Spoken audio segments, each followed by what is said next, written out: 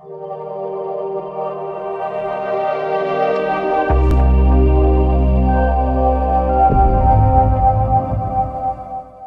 दोस्तों welcome in discover Rajasthan, keep discover keep learn. अभी अपनी जो सीरीज चल रही है दोस्तों इकोनॉमिक सर्वे की आरएएस के लिए आपके, जो मैं टॉप 20 यहाँ पे क्वेश्चन आपको करवा रहा हूँ। कल हमने क्या किया था, आर्थिक और वृहद परिदृश्य के यहाँ पे टॉप 20 क्वेश्चन किए थे। आज अपने कृषि और संबद्ध क्षेत्र से संबंधित जितने भी टॉप 20 क्वेश्चन मोस्ट इंपोर्टेंट चीजें हैं, हर एक बात मैं आपको बताऊंगा, कवर करूंगा। लगभग पूरी आर्थिक समीक्षा आपकी कवर हो जाएगी। यहाँ पे अगर आपने ये पहले नहीं किया है तो भी यहाँ पे आपको सब कुछ चीजें समझ आ जाएगी। अब सबसे पहले आपको देखो क्या जानना है, पहला प्रश्न क्या है अपना, कि जो कृषि और संबद्ध क्षेत्र है इसके देखो, इसके बारे में जो योगदान है वो हमने कल पढ़ लिया था कितना है, ठीक है। जो जितना भी योगदान है वो हमने कल पढ़ लिया था। आज अपने क्या है कि इसको थोड़ा अच्छे से, इसको अपने डिटेल से जानेंगे, इसलिए वो उसका टॉपिक का नाम होता है आर्थिक एवं वृहद परिदृश्य। अब कृषि और संबद्ध क्षेत्र के उप क्षेत्र की बात कर लेते हैं अपने। इसमें प्रचलित मूल्यों पर, ठीक है, प्रचलित मूल्यों की बात कर रहा हूं। सर्वाधिक योगदान कौन से क्षेत्र का आता है, आराम से आप बता सकते हो दोस्तों। सर्वाधिक योगदान, क्योंकि दुग्ध उत्पादन में भी नंबर 1 है, लेकिन सर्वाधिक योगदान भी यहाँ पे किसका आएगा, पशुधन का आएगा। राजस्थान टॉप 1 में है दोस्तों, मार्च के अकॉर्डिंग भी दुग्ध उत्पादन में, और योगदान कितना है यहाँ पे 46.41%। ये डेटा याद रखना है कि 46.41% योगदान है पशुधन का राजस्थान में, और राजस्थान दुग्ध उत्पादन में नंबर 1 है, ऊन उत्पादन में भी नंबर 1 है। वानिकी और लॉगिंग की बात करें, इसके बाद दूसरे नंबर पे बात कर लेते हैं। सेकंड पे यहाँ पे दोस्तों फसलें आएगी आपके, जो कि 46% है। फिर मत्स्य पालन का योगदान यहाँ पे 0.39% है, बहुत ही कम है। वानिकी और लॉगिंग का यहाँ पे दोस्तों 7.20% है, ठीक है। ये सारा डाटा है। मेन पहले नंबर पे फर्स्ट पे कौन सा है, पशुधन है। फिर दूसरे की बात करें तो भू उपयोग सांख्यिकी 2021 के अनुसार दोस्तों निम्नलिखित में से किस प्रकार की भूमि का क्षेत्रफल 56.34% है। अब देखो क्या है कि ये अलग से यहाँ पे भू उपयोग सांख्यिकी एक डाटा है, जिसमें बंजर भूमि कौन किस प्रकार की, मतलब जितने भी प्रकार की भूमियां हैं बताई जाती है, उपजाऊ कितनी है।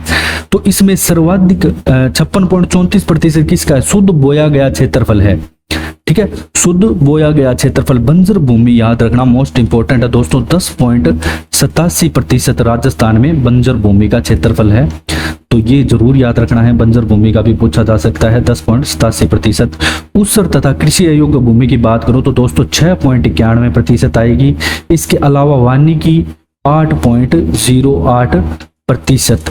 नेक्स्ट दोस्तों स्लाइड में आपके लिए दोस्तों एक चार्ट है, ये आप याद कर लो, हमारे टेलीग्राम चैनल पे भी मिल जाएगा, जिसमें आपको वानिकी 1 सेकेंड, जिसमें देखो आपको वानिकी हो गया, कृषि अतिरिक्त अन्य उपयोगी भूमि, शुद्ध बोया गया क्षेत्रफल, चालू पड़त, ये सारे यहाँ पे डेटा दे रखे हैं। मेन आपको जो मैंने बताया है बंजर भूमि वगैरह ये जरूर याद रखनी है, शुद्ध बोया गया जरूर याद रखना है, जो कि 56.34% है। कितना 1 सेकेंड, ये 52.34 है दोस्तों, ठीक है। ये इसको 56 से आप 52 कर लेना, ये यहाँ पे बाय मिस्टेक लिखा गया, 1 सेकेंड, ये 52.34% है, इसको 52.34%, ठीक है। इस चार्ट को आप याद कर लेना बस। अब अपने चलते हैं दोस्तों क्वेश्चन नंबर 3 पे। राज्य में कृषि गणना 1516 के अनुसार भू जोतों के क्षेत्रफल में कितने प्रतिशत की कमी आई है।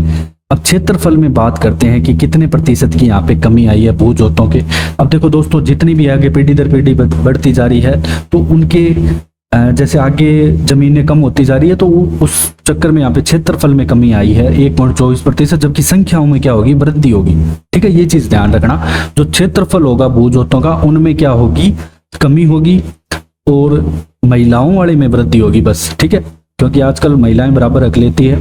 दोस्तों 2010-11 की बात करें तो यहाँ पे कुल भू जोतों की संख्या है 10-11 में 68.88 लाख थी भू जोतों की संख्या, फिर होगी ये 76.55 लाख। ये डाटा याद रखना है अपने को, 76.55 लाख वाला जो डाटा है भू जोतों की संख्या, ठीक है। अब संख्या में 11.14% की वृद्धि आई है। अगर आपसे संख्या में वृद्धि पूछ ले, ये मैंने यहाँ पे संख्या में वृद्धि डाली है, ठीक है। अब ये संख्या है यहाँ पे ऊपर वाली जो 68 से 76 होगी, तो संख्याओं में वृद्धि हुई है कितनी, 11.14%। एरिया की बात करें, क्षेत्रफल की बात करें तो दोस्तों 208.73 लाख हेक्टेयर, इसमें होता है ये लाख हेक्टेयर। यहाँ पे क्षेत्रफल है जो कि 2000 दोस्तों 10-11 में कितना था, 15-16 10-11 में था ये 211.36 लाख हेक्टेयर। अब यहाँ से कम हो गया, कितना कम हुआ, 1.24% यहाँ पे कम हो गया, जो अपना अभी हमने जाना। नेक्स्ट क्वेश्चन नंबर 4 की बात करें कि राज्य में 2010-11 की तुलना में 15-16 में महिला भूजोतों के क्षेत्रफल में कितने प्रतिशत की यहाँ पे वृद्धि हुई है। तो महिला भूजोतों की संख्या में यहाँ पे वृद्धि हुई है, और वृद्धि भी दोस्तों खतरनाक वाली हुई है, 24.44% यहाँ पे वृद्धि होती है। देखो दोस्तों 15 महिला भूजोतों की संख्या भी आपको पता होनी चाहिए, महिला भूजोतों की संख्या, ये भी आपसे एग्जाम में पूछा जा सकता है। तो महिला भूजोतों की दोस्तों संख्या है यहाँ पे 7.75 लाख। ठीक है, संख्या की बात कर रहा हूं अभी मैं, दोनों में ध्यान रखना, संख्या और क्षेत्रफल में, जो कि 10-11 में कितनी थी, ये 15-16 की बात कर रहा हूं मैं। यहाँ पे मैं शॉर्ट में लिख रहा हूं, बस थोड़ा सा आप मेरे जो बोल रहा हूं उस पर ध्यान दो। 10-11 में ये 5.46 लाख थी। अब मैं बात करूं दोस्तों एरिया की, क्षेत्रफल की, एरिया की बात करें तो दोस्तों जो 10-11 में है ये था 13.30 लाख हेक्टेयर, LH लिख रहा हूं मैं यहाँ पे, जो कि 2015-16 में कितना हो गया, 16.55 लाख हेक्टेयर हो गया। इस कारण यहाँ पे 24.44% की वृद्धि को दर्शाता है। अपने को बस 24.44 दिमाग में बिठा लेना है वृद्धि दर। अब अपने बात करेंगे क्वेश्चन नंबर 5 की। आर्थिक समीक्षा 22-23 के अनुसार निम्नलिखित में से किन फसलों के उत्पादन में राजस्थान प्रथम है। ये सारे दोस्तों याद रखने अपने को, बाजरा, पोषक अनाज, सरसों, तीनों में यहाँ पे राजस्थान प्रथम नंबर पे है दोस्तों। और राजस्थान देश के कुल उत्पादन का बाजरा में दोस्तों हिस्सा की बात करें तो 41.71% है, मतलब देश के कुल बाजरे का राजस्थान 41.71% देता है। कुल बाजरा उत्पादन में राजस्थान का हिस्सा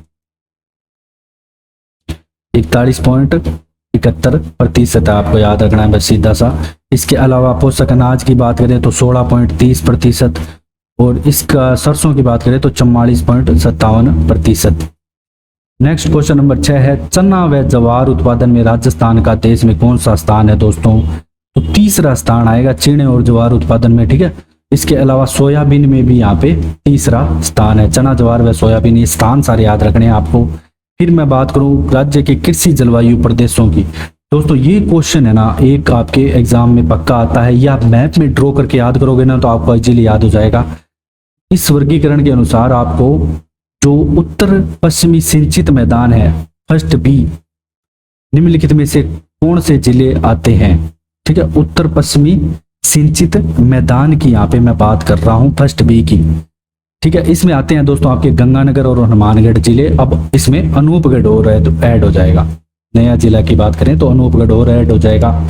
और अब ऐसे आराम से आप याद इनको दोस्तों क्या है कि जोड़ सकते हो नए जिलों को भी। अब ये आपके क्या है कि फर्स्ट ए में आता है। देखो first A, first B, first सी है ना, आपके राजस्थान के पश्चिम की साइड है, तो आप आराम से मैप में ड्रॉ करके बना सकते हो। फिर बीकानेर, जैसलमेर, चूरू आपके फर्स्ट सी में है। तो मैंने क्या बताया आपको, first A, first B, first सी। ठीक है, फर्स्ट जो बी है वो बीच में रहेगा, बी से बीच में है गंगानगर, हनुमानगढ़। और बीकानेर, जैसलमेर, चूरू है, ये कुछ हिस्सा इसका आपका सी में आएगा। जोधपुर, बाड़मेर जो आपका थोड़ा सा नीचे पड़ जाता है, ये हिस्सा आपका ए में आएगा। जयपुर, अजमेर, दौसा, टोंक, ये आपका दोस्तों थर्ड ए में आएगा। अब ये पूरी टेबल आपको नेक्स्ट स्लाइड में यहाँ पे मिल जाएगी। यहाँ पे दोस्तों आपका पूरा बताया गया है कि कौन से क्षेत्र में कौन सा शुष्क पश्चिमी मैदानी, ये नाम भी आपको याद रखने हैं। ठीक है, कौन से की शुष्क पश्चिमी मैदानी क्षेत्र है, उत्तरी पश्चिमी सिंचित अति शुष्क है, कौन सा है। तो ये सारा, ये फसलें मत याद रखना, ये जरूर याद रखना कि कौन से क्षेत्र में कौन से आते हैं। फिर दोस्तों आपका जो सेकंड ए है, सेकंड बी है, फिर सेकंड ए बी शुरू हो जाएंगे, फिर थर्ड ए भी आ जाएगा, फिर फोर्थ ए भी जाएगा, और फिफ्थ अकेला है सिर्फ, जो कि आपके कोटा, बूंदी, बारा, झालावाड़, बारा है, दक्षिणी पूर्वी क्षेत्र तो एक ही है, सभी को पता ही है। अब अपने चलते हैं दोस्तों क्वेश्चन नंबर 8 की ओर। ठीक है, राजस्थान में सौर ऊर्जा आधारित पंप परियोजना प्रधानमंत्री पीएम कुसुम योजना जो आती है, ठीक है, ये जो बालोजी गांव से शुरुआत की गई थी दोस्तों इसकी, केंद्र व राज्य का अनुदान का प्रतिशत बताना है। दोस्तों केंद्र व राज्य का इसमें कुल अनुदान है ना 60% है, केंद्र का 30, राज्य का 30 है। तो इसलिए क्वेश्चन इंपॉर्टेंट हो जाता है पीएम कुसुम में। ठीक है, केंद्र व राज्य का 60-40 नहीं है, बाकी योजनाओं में 60-40 है। इसमें क्या है कि दोस्तों 3 हॉर्स पावर से 10 हॉर्स पावर तक के यहाँ पे पंप सेट लगाए जाते हैं। ठीक है, पंप सेट। और नवंबर 2022 तक कितने लगा दिए? 92,845 यहाँ पे राजस्थान में पंप सेट लग चुके हैं इस योजना के अकॉर्डिंग। अब अपने बात करेंगे दोस्तों नर्मदा नहर परियोजना से लाभान्वित जिले। तो दोस्तों ये आएंगे जालोर, बाड़मेर, और अब इसमें जालोर की जगह हो जाएगा आपके बालोतरा, सॉरी सांसौर हो जाएगा। क्या हो जाएगा? सांसौर। ठीक है, सांसौर का क्षेत्र हो जाएगा और शायद तक हाँ बाड़मेर का क्षेत्र रहेगा। ठीक है, मेन अपने को जालोर बाड़मेर अभी याद रखना है, पूरी अभी अपडेट क्योंकि नहीं हुआ है डेटा। जालोर बाड़मेर याद रखना है नर्मदा नदी का। क्वेश्चन नंबर 10 की बात करें तो राजस्थान जल क्षेत्र आजीविका सुधार परियोजना RW स्लीप 26 अक्टूबर 2017 से प्रभावी है। इसके प्रथम चरण में कितने जिले सम्मिलित थे? दोस्तों इसके बाद में है ना, जो RW स्लीप की बात करें तो इसके प्रथम चरण में दोस्तों राजस्थान के 21 जिले सम्मिलित थे, RW स्लीप की बात करें। ठीक है, और कुल यहाँ पे अभी तक 27 जिले सम्मिलित होकर दिए गए हैं। अब इसकी जो समय अवधि अगर आपसे पूछ ले कि कितने वर्ष तक चलेगी, 2017 से 8 वर्ष तक की इसकी समय अवधि है। कितने वर्ष तक की? 8 वर्ष तक की दोस्तों इसकी समय अवधि है, मतलब 2025 तक ये प्रभावी है। अब अपने बात करेंगे दोस्तों क्वेश्चन नंबर 11 की राजस्थान के मरु क्षेत्र हेतु जल पुनर्गठन परियोजना RWSRPD, वो RW स्लीप थी, RWSRPD है ये। ठीक है, पुनर्गठन परियोजना के प्रथम चरण को किसके द्वारा विस्पोषित किया गया है? ध्यान रखना RW स्लीप को जीका के द्वारा किया गया था, इसको दोस्तों NDB के द्वारा किया गया है, न्यू डेवलपमेंट बैंक। तो मोस्ट इंपोर्टेंट है, कॉलम मैचिंग में आपकी सारी योजनाओं को ऐसे दे सकता है बराबर में। तो इसके अलावा दोस्तों इसके अंतर्गत लाभान्वित जिले की बात करूं तो श्री गंगानगर आ जाएगा। नए जिले की अभी अपने बात नहीं कर रहे हैं। ठीक है, ऐसे तो अनूपगढ़ आ जाएगा, फिर HMH आ जाएगा। ठीक है, चूरू आ जाएगा, इसके अलावा आपका झुंझुनू आ जाएगा, इसके अलावा दोस्तों आपका सीकर जिला आ जाएगा, जोधपुर आ जाएगा। ठीक है, इसके अलावा आपका बाड़मेर आ जाएगा। ये सारे जिले यहाँ पे दोस्तों सम्मिलित हैं। नेक्स्ट क्वेश्चन नंबर 12 की बात करें तो राजीव गांधी जल संचयन योजना का प्रारंभ कब किया गया? तो दोस्तों जो जल संचयन योजना है इसका प्रथम चरण 2019 में प्रारंभ किया गया। कौन सा? प्रथम चरण। अब आपसे एग्जाम में क्या पूछेगा? दूसरा चरण पूछेगा। कौन सा पूछेगा? द्वितीय चरण। और मैं बात क्या कर रहा हूं? जल संचयन की, ध्यान रखना। द्वितीय चरण इसका 1 सितंबर 2022 को प्रारंभ किया गया, इसलिए ये इंपॉर्टेंट हो जाता है। द्वितीय चरण की ज्यादा याद रखना, 19 और 22, 19 के बाद सीधा 22। अब अपने बात करेंगे दोस्तों क्वेश्चन नंबर 13 की। भू जल आंकलन रिपोर्ट आती है, इसके अनुसार राज्य के कितने प्रतिशत क्षेत्र अति दोहित श्रेणी के अंतर्गत आते हैं, जहां पे जल का दोहन बहुत ज्यादा किया जा रहा है? तो दोस्तों 78 यहाँ पे आते हैं क्षेत्र। और कुल भूजल दोहन की दर पूछ ले राज्य की, अगर आपसे राज्य के कुल भूजल दोस्तों दोहन की दर पूछ ले, दोहन की दर अगर आपसे पूछ ले तो 150% है। कितनी है? 150%। मतलब लेवल बढ़ नहीं रहा अपना, राजस्थान के जो जल स्तर है वो गिर रहा है नीचे। क्वेश्चन नंबर 14 की बात करें, आपको दोस्तों राष्ट्रीय जल विज्ञान परियोजना के बारे में आपको बताने हैं। राष्ट्रीय जल विज्ञान परियोजना के बारे में। ठीक है, जो आपकी राष्ट्रीय जल विज्ञान है, ठीक है, इसको राष्ट्रीय लिख लेना। ये परियोजना केंद्र द्वारा वित्त पोषित है, बिल्कुल सही है। इस परियोजना की अवधि 2016 से 24 है, ये भी सही है। और वर्ल्ड बैंक के द्वारा वित्त पोषित है, सारे कथन यहाँ पे सही है। इसके अलावा दोस्तों अगर आपसे पूछ ले इसका नोडल विभाग क्या है, बात कौन सी कर रहा हूं मैं? जल विज्ञान की कर रहा हूं, अटल भूजल, इनमें कंफ्यूज नहीं होना। राष्ट्रीय जल विज्ञान, जल के साथ क्या है अपनों ने साइंस जोड़ दी, तो जल संसाधन विभाग राजस्थान है, इसका नोडल विभाग है जल संसाधन विभाग राजस्थान, इसका नोडल विभाग है। अब मैं बात करता हूं दोस्तों क्वेश्चन नंबर 15 की कि राजस्थान सरस सुरक्षा कवच बीमा योजना में दुग्ध उत्पादक की मृत्यु तथा स्थायी विकलांगता होने पर कितनी बीमा राशि देय है? तो दोस्तों यहाँ पे 5 लाख रुपए दे है अगर उसकी स्थायी विकलांगता होती है। अगर दोस्तों अस्थायी विकलांगता होती है तो उसको मिलेंगे आधे रुपए, 2.5 लाख रुपए। ठीक है, ये ध्यान रख लेना। नेक्स्ट क्वेश्चन नंबर 16 की बात करें कि राज्य में कुल पंजीकृत सहकारी समितियां कितनी हैं, तो दोस्तों 38,950 यहाँ पे आ जाएगी। कितनी? 38,950 दिमाग में बिठा लेना। फिर अपने बात करेंगे क्वेश्चन नंबर 17 की प्रचलित कीमतों पर 22-23 में सकल राज्य मूल्य होता है जीवीओ में पशुधन उत्पाद का हिस्सा बताना है। ठीक है, तो दोस्तों सबसे सर्वाधिक योगदान बताना है कौन सा पशुधन उत्पाद है, तो दुग्ध का सर्वाधिक है। दुग्ध में नंबर 1 भी है। कितना है? 82.62% हिस्सा है। अंडे का दोस्तों यहाँ पे 0.68% है। पोल्ट्री सहित मांस का 5.37% है। आप बस दूध वाला याद रखना, 82.62%। और 18 की बात करें, राज्य में नवंबर 2022 तक कितने मृदा स्वास्थ्य कार्ड वितरित किए जा चुके हैं? दोस्तों ये जो योजना है ये सूरतगढ़ से चालू की गई थी मृदा स्वास्थ्य कार्ड की। ठीक है, प्रधानमंत्री श्री नरेंद्र मोदी के द्वारा। और 1300 यहाँ पे स्वास्थ्य कार्ड यहाँ पे वितरित किए जा चुके हैं और 1700 नमूने एकत्रित कर लिए। कितने नमूने एकत्रित? और ये 19 फरवरी 2015 को चालू की गई थी।